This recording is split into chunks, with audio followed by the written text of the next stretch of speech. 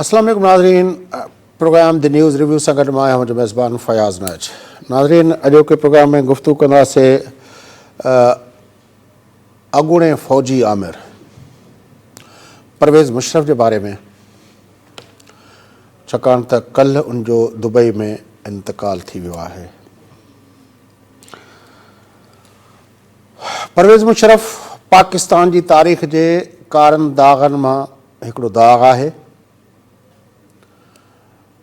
ऐं उहो इन जे करे बि आहे जो पाकिस्तान जे कोर्टुनि जे अंदरि जेको आइन जो आर्टिकल 6 जे तहत पाकिस्तान जे कोर्टुनि अॼु ताईं हिकिड़े ई माण्हू खे गद्दार जो टाइटल ॾिनो आहे, उहो परवेज़ मुशर्रफ आहे।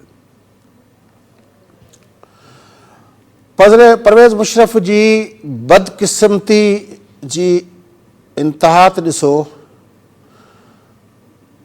त अॼु पाकिस्तान जे सेनेट जे अंदरि हुन जे पंहिंजो दुआ लाइ जेका दरख़्वास्त कई वई चेयरमैन सेनेट जे पारां, वॾी अक्सरियत जेका आहे हुनखे रद्द करे छॾियो। हुननि चयो त असां अहिड़े फ़ौजी आमिर जे ख़िलाफ़ु जेको क़ातिल हुयो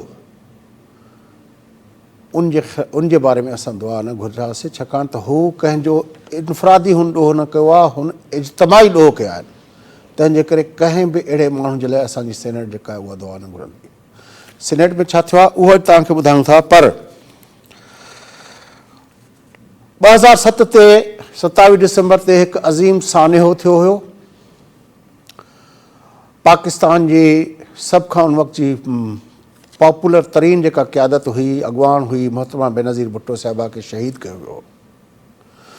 उन ॾींहं खां कुझु ॾींहं पहिरियों बेनज़ीर भुट्टो साहिबा पाण हिकिड़ी ईमेल कई हुई पंहिंजे हिकिड़े अमरीकी पंहिंजो दोस्त खे। उनमें हुन लिखियो हुयो त हुनखे जी ज़िंदगी खे जेकॾहिं कुझु बि थिए त उनजो ज़िम्मेवार परवेज़ मुशर्रफ आहे। उहा ईमेल बि रिकॉर्ड जो हिसो आहे ऐं उन जे बुनियाद ते पाकिस्तान पीपल्स पार्टी जे चेयरमैन बेनज़ीर भुट्टो साहिबा जे लाडले पुट ऐं अॼु जेके पाकिस्तान जे परॾेही वज़ीर ऐं मुल्क जो मुदब्बिर सियासतदान, हिन उमिरि में बि मुदब्बिर सियासतदान जनाब बिलावल भुट्टो ज़रदारी जॾहिं 10-15 साल पहिरें जॾहिं हुन खां इहो सवाल कयो वियो हुयो CNN जे हिकिड़े इंटरव्यू में, हुन पंहिंजी मुशर्रफ जे बारे में कीअं ॿुधायो हो त कीअं हू बेनज़ीर भुट्टो साहिबा जो क़ातिल आहे। अचो त बिलावल साहब जी उहा CNN सां कयल ॻाल्हि ॿोल तव्हांखे ॿुधायूं था। Well, Wolf, I'm confident the Pakistani government will provide me with the adequate security, unlike the government at the time that sabotaged my mother's security in Pakistan. When you say the government, that was President Pervez Musharraf. Yes. You blame him for your mother's death? He murdered my mother. What, you go that far? I hold him responsible for the murder of my mother. Why do you say that? Because he purposely he knew that he was aware of the threats. He had threatened her himself in the past. He said, your security is directly linked to our relationship and our cooperation. So when he imposed emergency and it was clear that he was pulling the wool over our eyes, he was not interested in returning democracy to Pakistan, and my mother's started to speak out more against him, the security decreased. जी नाज़रीन, तव्हां ॿुधो बिलावल भुट्टो ज़रदारी साहब बिल्कुलु वाज़े लफ़्ज़नि में चयो त हू इन ॻाल्हि खां आगाह हुयो त बेनज़ीर भुट्टो साहिबा खे सिक्योरिटी जी केतिरी ज़रूरत आहे, पर हुन बिल्कुलु पर्सनली बेनज़ीर भुट्टो साहिबा खे चयो त जेकॾहिं तव्हांजा सियासी तरह ते तालुकात असां सां ठीकु न हूंदा त हू तव्हांखे सिक्योरिटी न ॾींदो, यानी परवेज़ मुशर्रफ बीबी साहिबा सिक्योरिटी न ॾींदो। हुन टियों सबबु इहो ॼाणायो त जॾहिं 3 नवंबर जी हुन एमरजेंसी लागू कई हुई त बेनज़ीर भुट्टो साहिबा उन वक़्तु दुबई खां, मां इहो तव्हांखे इज़ाफ़ी तौरु ॿुधायां थो, दुबई खां मोटी हुई, पर बिलावल साहब चयो त उन वक़्त खां पोइ बेनज़ीर भुट्टो साहिबा उनजे ख़िलाफ़ु खुलियल लफ़्ज़नि में हुनजे ख़िलाफ़ु ॻाल्हाइणु शुरू कयो, जंहिंजे करे हू ख़ौफ़ज़दा थी वियो ऐं तंहिं करे हुन बेबी साहिबा जो क़तल करायो।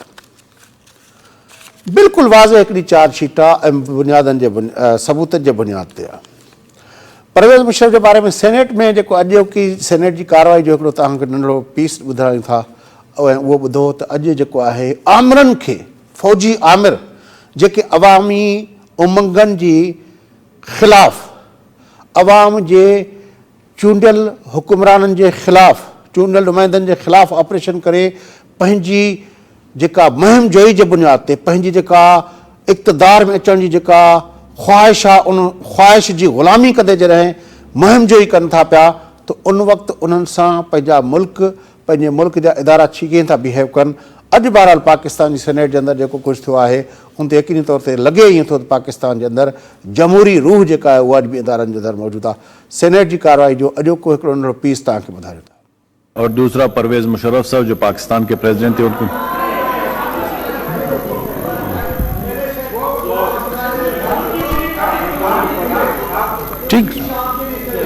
ठीक है जी, आप लोग जब नहीं मानते हैं तो मैं कैसे जी।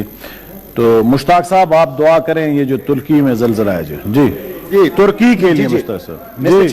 मिस्टर चेयरमैन, मैं तुर्की और शाम और दूसरे ममालिक में जो ज़लज़ला आया है उसके लिए दुआ करूंगा, परवेज मुशर्रफ के लिए नहीं करूंगा जी। और आप बताएं, सना भी कोई बता रही हैं उसके जी सना, एक मिनट जी सना, क्या लीडर ऑफ द पोजीशन अगर जी सर परवेज मुशर्रफ के लिए दुआ करने में क्या हर्ज है? मैं बताता हूँ मिस्टर चेयरमैन, मैं बताता हूँ, मेरी बात मिस्टर चेयरमैन मैं बताता हूँ इस हाउस में मिस्टर चेयरमैन मैं बताता हूँ कि क्या मेरी गुजारिश दुआ करें, मेरी गुजारिश सुन लें, गुजारिश सुन लें जी सुन लेते हैं लीडर ऑफ द पोजीशन क्या कहना चाहते हैं। सर दुआ तो हम नहीं कर रहे हैं, आप लोगों ने कह दिया हाउस मेजॉरिटी में जो कह रहे हैं।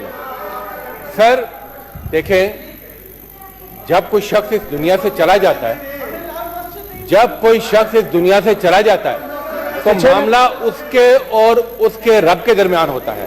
बाकी जो टेन्योर उनका गुजरा है उस पर आप यहाँ बहस करें, कुछ करें, मगर बहैसियत मुसलमान, बहैसियत इंसान हमारा फर्ज है कि हम जो भी इस जाने माने से कुछ करें उसके लिए दुआ करें। और ये जो रवैये हैं मैं समझता हूँ सर मैं देता हूँ, आप लोग तशरीफ रखें।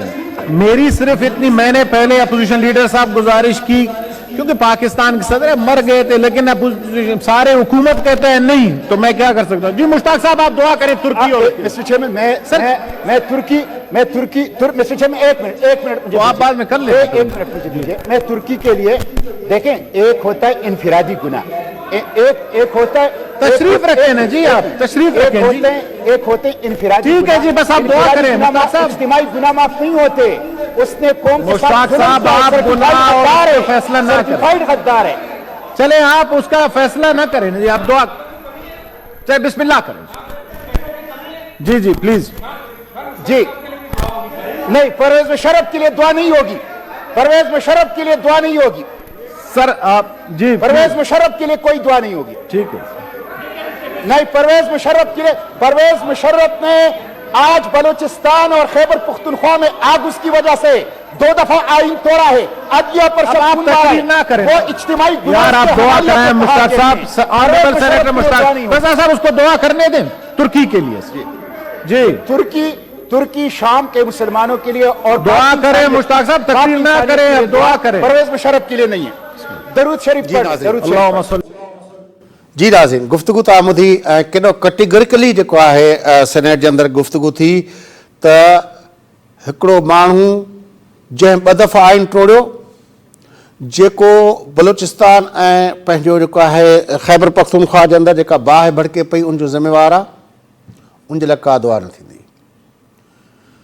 पर अञा हिकिड़ी ॻाल्हि जेका आहे उहा इहा आहे त पाकिस्तान जे आइन जे अंदरि आर्टिकल 6 जो हिकिड़े माण्हू ते लागू थियो आहे ऐं उन जे बुनियाद ते उन आइन जे आर्टिकल 6 जे तहत असांजे कोर्टुनि जो फ़ैसिलो रिकॉर्ड जो हिसो आहे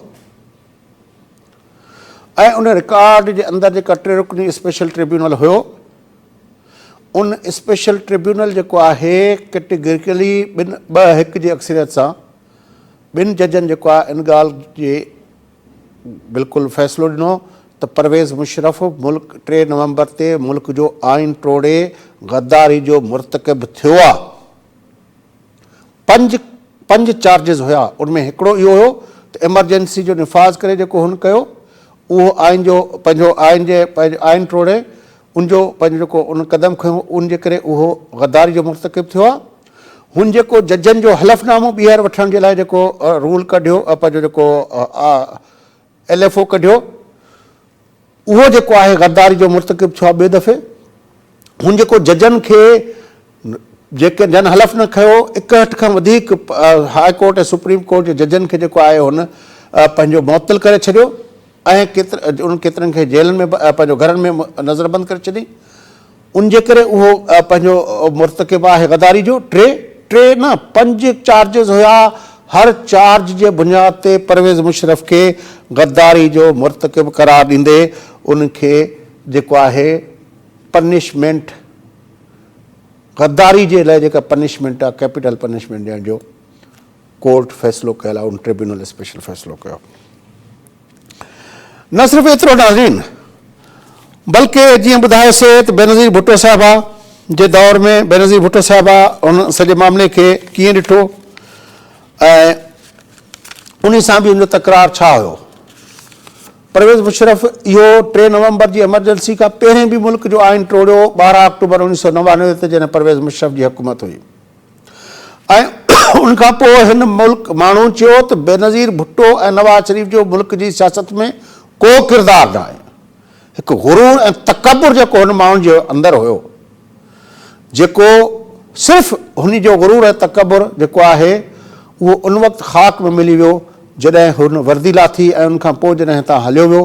हुन कोशिशि कई त ईंदो त वरी माण्हुनि जा जेके लखे माण्हू हुन जे लाइ गॾु थींदा, पर के 100 माण्हू बि हुन लाइ गॾु न थिया ऐं उनखां पोइ हू माण्हू पंहिंजे मुल्क में हुनजी हालत इहा हुई त उहा रही न सघियो, मुल्क खां ॿाहिरि रहियो मुसलसल। अॼु उनजो लाश जेको आहे हिते अचे पियो ऐं उहो बि कहिड़ी कैफ़ियत में अचे पियो, जंहिं कैफ़ियत में हुनजो पासपोर्ट रद्द थियल आहे। अॼु परवेज़ मुशर्रफ वटि पासपोर्ट कोन्हे को पाकिस्तानी, पर उनजो लाश अचे पियो। उनजो लाश इन जे लाइ बि अचे पियो त जॾहिं इहो फ़ैसिलो कयो वियो हो 19 में असांजे स्पेशल ट्रिब्यूनल कोर्ट जे फ़ैसिलो कयो हुयो, उन वक़्तु बि परवेज़ मुशर्रफ जे बारे में उन वक़्त जी जेका असांजी अस्करी क़यादत हुई उन फ़ैसिले ते असांजे कोर्टुनि खे चैलेंज कयो हो ऐं हुननि वाज़े लफ़्ज़नि में हिकिड़ी स्टेटमेंट कढी हुई त इहो फ़ैसिले सां असांखे ॾुख थियो आहे ऐं हुननि चयो त असांजो जेको आर्मी चीफ रहियो आहे उहो मुल्क जो गद्दार नथो थी सघे।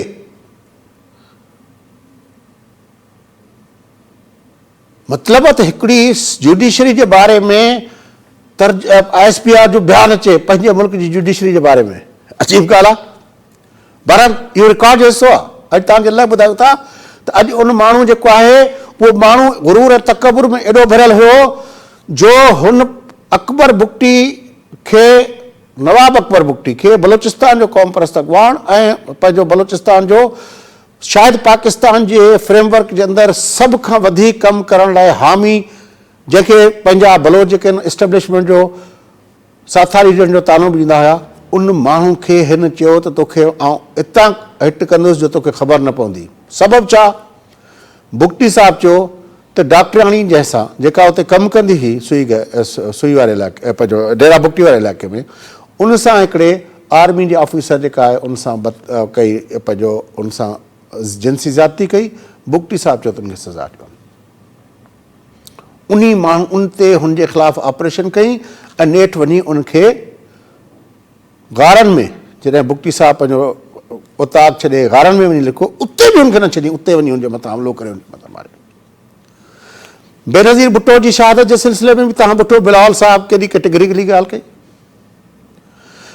12 मई जो वाक़ियो तव्हांखे यादि हूंदो जॾहिं इफ़्तिख़ार चौधरी खे हिन मुअतल करे छॾियो। इफ़्तिख़ार चौधरी, एतराज़ हसन, ॿिया वकील हिते आया पए, हिते जेको थियो पए, हिन MQM जे दहशतगर्दनि खे झंडा हथियार ॾेई मैदान में लाहे छॾियो। रिकॉर्ड हिसो आहे, पाकिस्तान जे TV चैनल ते इहो हलियल आहे, रिकॉर्ड हिसो आहे। MQM जा झंडा खणी, हथियार खणी माण्हू शार फैसल सॼी जेका मुख़्तलिफ़ हंधनि ते निकिरी आया ऐं हुन फायरिंग कई ऐं उन इस्तक़बाल लाइ उनजे चीफ इफ़्तिख़ार चौधरी खे वठण लाइ जेके बि सियासी पार्टियुनि जा काफ़िला विया पए, उनजे मथां फायरिंग करे हुननि केतिरा ई माण्हू क़तल करे छॾिया, शहीद थिया उन सियासी कारकुन। ऐं हिन पाण इस्लामाबाद में भी ही करे चवे पियो त कराची में हमने ताकत का मुज़ाहिरा किया है।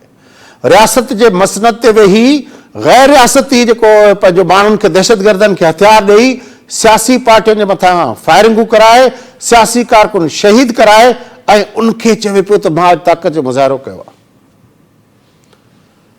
बहरहाल ज़रदारी साहिब हिन लाइ चयो त असां हुनखे जीअं खीर मां ई मक्खी खे खणी उछलबो आहे, आसिफ अली ज़रदारी साहिब जा इहे लफ़्ज़ रिकॉर्ड थियनि त हुन चयो त असां मक्खी वांगुरु हुनखे हितां कढी छॾियो। उहो माण्हू जंहिं पाकिस्तान जे वकार जे मथां सौदो कयो, जंहिंखे हिकिड़े अमेरिका जे अंडर सेक्रेटरी फ़ोन करे चयो ऐं उन जे बुनियाद ते हुन कंहिं बि पार्लियामेंट में कंहिं कोर कमांडर सां कंहिं सां बि सलाह मसलत करण खां सवाइ हुन अमेरिका जे ग़ुलामी क़बूल कई। उहो माण्हू जंहिंजे बारे में रिकॉर्ड ते आहे त हू बाउंटीज़ वठंदो हुयो, अलक़ाइदा ऐं ॿिया जेके आहिनि उन्हनि जा माण्हू जेके हिते रहियल हूंदा हुआ उनखे गिरफ़्तार कराए पोइ वरी ॻाल्हाईंदो हुयो अमेरिकन पंहिंजे इदारनि सां ऐं उन्हनि खे उहो ॾेई उन्हनि जे लाइ बाउंटीज़ वठंदो हुयो। उहो माण्हू अॼु उन माण्हू जी पंहिंजे मुल्क जे अंदरि उन्हनि इदारनि जे अंदरि कहिड़ी पंहिंजी हैसियत आहे, सेनेट जे अंदरि जेको कुझु अॼु थियो उहो तव्हां ॿुधो नाज़रीन। बहरहाल असां सभिनी माण्हुनि लाइ, बल्कि शायदि पूरी दुनिया उन मां सिखे या न सिखे, पाकिस्तान जे सभिनी माण्हुनि लाइ ही बिल्कुलु वरी चवां थो बिल्कुलु हिकिड़ी सम्झण ऐं सिखण जी ॻाल्हि आहे।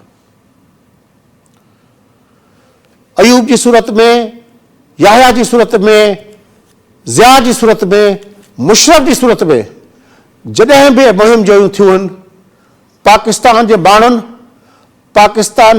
ऐं पाकिस्तान जी अवाम, पाकिस्तान जे जमहूरी क़ुवतुनि ऐं पाकिस्तान जे जमहूरी इदारनि उन्हनि माण्हुनि खे बिल्कुलु रद्द कयो आहे।